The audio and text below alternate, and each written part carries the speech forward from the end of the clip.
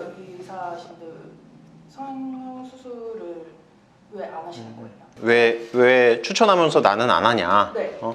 혹시 부작용이 심한데 의사는 다 아니까 그냥 환자들한테 하라고 하고 그냥 돈 벌려고 하는 거 아니냐 뭐 이런 말들이 좀 종종 올라와요, 댓글로. 나도 생각을 안 해본 건 아닌데 첫 번째는 그게 진짜 필요하냐? 사실은 그게 문제죠. 나 같은 경우는 사실은 외모가 크게 중요하진 않아요. 왜냐면 환자분들이 내가 수술을 잘하니까 나를 찾아주시지 원장님이 잘생겼다고 찾진 않거든요. 물론 그렇게 찾는 분도 계신 것 같아요. 왜냐면 요즘에 주위 소문을 들어보면은 원장님 외모에 좀 끌려갖고 원장님을 선택하는 분들이 계신다는 이런 소문이 있더라고요. 그런 때는 저도 좀 고민을 하기도 했어요. 아, 좀 잘생겨져야 되나? 근데 아직까지는 못 느끼겠어요. 아직까지는 그래도 편한 스타일, 좀 대하기 편한. 잘생기면 좀 부담스럽잖아요, 뭔가 대하기가. 그쵸. 좀 취향에 따라 예.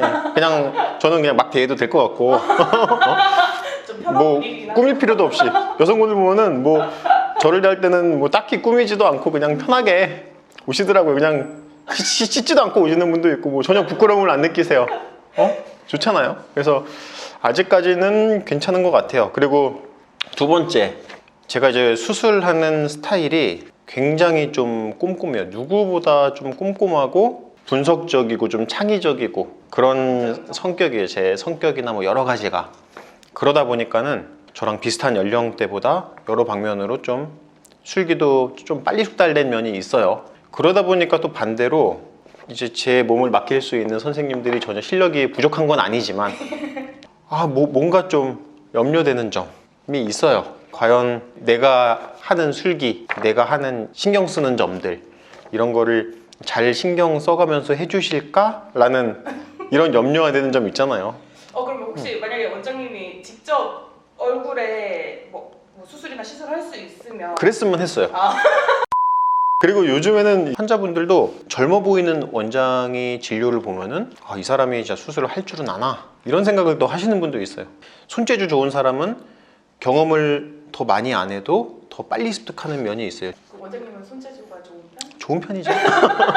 나이가 너무 어린 의사가 오면은 경력이 없다 이렇게 생각하시는 분들이 있어갖고 오히려 어떤 젊은 의사 선생님은 안경도 쓰고 옷도 좀 약간 나이 든 분들이 입는 것 같은 이런 옷들 있잖아요. 그런 거 입으시는 분도 있고 그리고 흰머리에 살짝 이런 염색하는 분도 있고 일부러요? 일부러 좀 살짝 염색하는 분들이 있더라고요. 약간 전반적인 컬러를.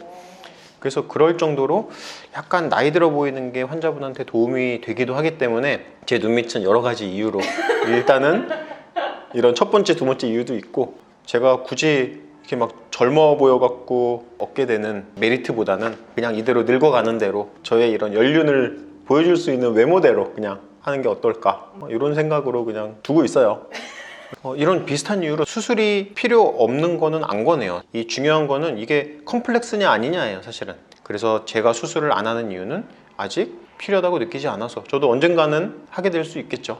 기존에 의혹이 있었던 부작용을 알기 때문에 뭐 코수술을 안 하고 뭐 쌍꺼풀을 안 하고 하는 게 아니라 그냥 지금 당장의 필요성을 못 느껴서 안 하시는 거예요. 맞아요. 어떤 수술이든지 부작용이 있기는 해요. 근데 최선의 방향으로 이제 수술을 하게 되면은 그 부작용 확률이 굉장히 적어요. 그리고 저는 어쨌든 재술기에 대한 확신이 있기 때문에 이제 제가 아닌 사람이 수술을 하는 거에 대한 염려가 생기는 걸 수도 있어요. 제가 수술하는 방법들은 어쨌든 환자분들의 이런 장기 경과들도 보고 여러 가지를 봤을 때 확신을 갖고 있는 수술이기 때문에 그 방향으로 이제 노력을 하고 있고 수술에 대한 확신은 있어요. 수술에 대한 확신은 있는데 필요하지 않기 때문에 아직은. 근데 그 필요하지 않는다는 게 사실은 자랑이라거나 거만한 건 아니죠. 딱 보시면 아시겠지만.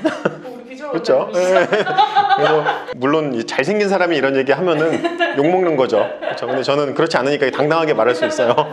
근데 아직까지는 이제 필요하다고 안 느끼기 때문에 안 하는 거일 뿐이에요. 그래서 저도 환자분이 상담하러 와서 제가 뭐 더 해야 될 게 있을까요? 라고 하면은 저는 그 질문이 제일 어리석은 질문이라고 얘기를 해요. 성형외과에 와서 얘기할 수 있는 제일 어리석은 질문.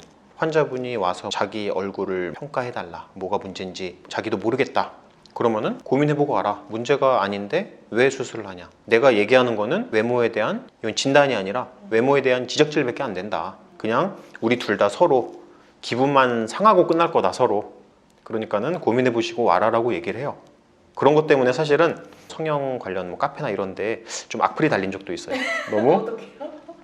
좀 기분 나쁘게 느끼는 분들이 있더라고요. 상담 받으러 갔는데 상담은 안 해주고 가르침을 주고 있다. 나는 성형 상담하러 갔지 선생님한테 교훈 받으려고 간 게 아닌데 왜 자기 그런 거에 대해서 지적을 하고 있냐. 성형수술의 목적을 교과서적으로 좀 이상적이라고 생각하는 그런 외모로 만드는 게 목적이 아니라 본인이 원하는 이런 방향성, 어떤 목적으로 수술을 하는지 이런 것들을 고려해갖고 본인이 자존감을 찾을 수 있게 도와주는 역할을 하는 거예요.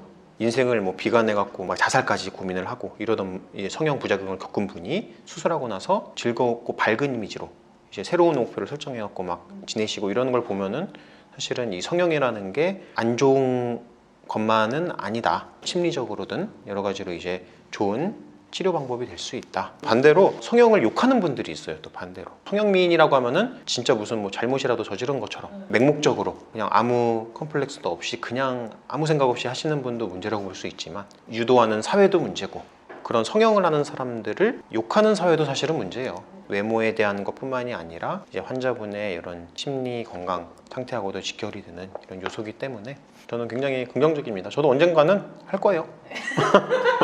저도 이제 하나 하고 있는 게 사실 교정을 하고 있어요. 교정을.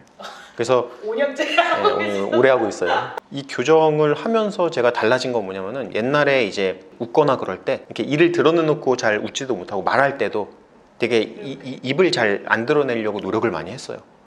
교정을 하고선 치열이 좀 바라지니까는 아직은 물론 교정기를 끼고 있긴 하지만 웃거나 그럴 때도 아무 신경 안 쓰이고 편하게 할 수 있고 그래서 이 교정 관련된 것도 사실은 외모 관련된 이제 치과의 이런 과목 중에 하나인데 성형이랑 비슷한 이런 결과를 내겠죠. 저도 이제 그거를 경험하면서 아 성형이라는 게 이런 심리적인 이런 변화를 만들어 줄 수가 있구나 라는 생각을 많이 하고 있어요. 그때마다 성형과 의사가 되게 잘했다라고 되게 기분 좋은 일이에요. 네. 왜냐면 환자분들이 되게 기분 좋아하고 웃는 모습을 볼 수 있으니까 뭐 종종 이제 내 아버지라는 얘기도 많이 듣고 이제 마린의 아버지시잖아요. 예, 아버지라고 얘기도 하시기도 하고 제가 이제 성형을 해갖고 이제 이런 자신감을 찾은 분이 뭐 예쁜 모습으로 결혼하고 뭐 소식 전하기도 하고 그리고 잘 살고 있는 소식 들려오고 막 뭐 중간중간 찾아오셔갖고 뭐 선물 전달해 주시고 막 이러면은 기분 좋은 일이죠. 그렇죠?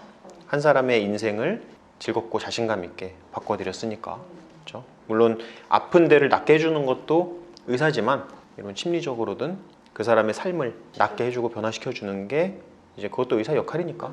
그리고 이제 성형 관련돼서 또 하나 또 얘기하고 싶은 거는 한편으로는 걱정되는 내용이고 한편으로는 맞다고 동의하는 내용인데 외모 지상주의라고 얘기하잖아요. 근데 외모 지상주의라기보다는 사람이라는 존재 자체가 밖으로 보여지는 데 있어서 끌리는 게 사실은 부정할 수가 없는 사실이긴 해요. 근데 이제 그게 전부는 아니라는 거예요. 뭐 쉽게 얘기해서 우리 결혼하는 것만 생각을 해봐도 다른 요소들도 사실 평가해야 될 것들이 많단 말이에요. 우리가 사람을 볼 때 있어서. 그래서 외모 평가라는 거는 사실은 그 하나의 부분인데 모든 것들을 이 외모만 가지고 이제 약간 책임지우는 사람도 있어요. 저희가 상담을 하다 보면은. 그래서 내가 뭐 잘 안 되는 거, 뭐 취업이 안 되고 뭐가 문제가 있고 이제 뭐 연애가 잘 안 되고 뭐 이런 분 되게 많아요. 그게 본인이 뭐 외모에 대한 컴플렉스를 가지고 있다거나 뭐 그랬으면은 사실은 그게 해결 방법일 수도 있지만은 원인이 다른 데에 있을 수도 있죠. 사실은 이제 다른 쪽으로도 우리가 자기를 발전시킬 수 있는 영역이 사실 많단 말이에요. 우리가 성형으로만 반드시 해답을 찾지는 말고 자기의 전체적인 이런 모습을 이런 내면이라든지 이런 방향성이 사실은 중요하지 않나 그런 이제 힘든 시기에 이런 과정에 있어서 그런 거 하나 좀 말씀드리고 싶어요. 외모가 중요하긴 하지만 근데 외모가 전부는 아니다. 내가 이제 잘하고 더 뛰어난 가치를 발전시키는 것도 사실은 사는 데 있어서 중요한 방법 중에 하나라고 생각을 해요. 그래서 저는 사실은 뭐 외모가 안 되니까 공부를 열심히 한 걸 수도 있어요. 사실은 제가 키도 사실은 크진 않아요. 키에 대한 컴플렉스도 있긴 했는데 제가 이제 결혼할 때 제 와이프가 되게 좋게 봤다고 얘기했던 게 있어요. 뭐냐면 이제 소개팅으로 만났는데 이런 키높이 신발 안 신고 낮은 신발 신고 나오고 저는 이제 지금도 국산차를 몰고 있는데 그게 이제 그 당시도 끌고 다니던 차예요. 그래서 뭐 성형외과 의사라고 그러면은 되게 막 꾸미고 페라리 타고 외제차 타고 다니고 막 그렇죠. 그럴 줄 알았는데 국산차 소박하게 끌고 나오고 그런 거를 보고선 뭐 마음에 들었다고 말씀을 해주시더라고요. 그런 거를 보면은 그냥 자기가 이제 생각하고 있는 가치관에 맞춰갖고 자기를 발전시키는 게 중요한 점 아닐까라는 생각도 하고 있어요. 근데 문제는 이제 그런 분들이 많아지면 우리 성형업계가 그렇죠? 성형업계가 무너질까 봐 사실은 한편으로는 좀 염려가 되는데 네. 근데 그래도 괜찮아요. 왜냐면 외모가 이제 중요한 가치인 분들이 그리고 외모가 본인의 직업이라든지 삶에 있어서 중요한 분들이 또 저의 실력을 보고 찾아주시겠죠. 그거 믿고 갑니다. 그래 이제 오늘 성형외과 의사들은 왜 성형수술을 안 하는 걸까 얘기가 많이 샜죠 옆으로. 근데 어쨌든 이제 마무리할 때가 돼서 마무리를 해보자면 성형수술이 사실 전부는 아니에요. 저도 이제 성형외과 전문의로서 성형수술에 대한 이런 확신이 있어요. 하지만 그 가치가 전부가 아니기 때문에 답을 성형수술로만 찾지는 마시고 이제 폭넓게 생각을 하시는 게 좋지 않을까 라는 마무리 멘트를 하고 마치도록 하겠습니다. 감사합니다.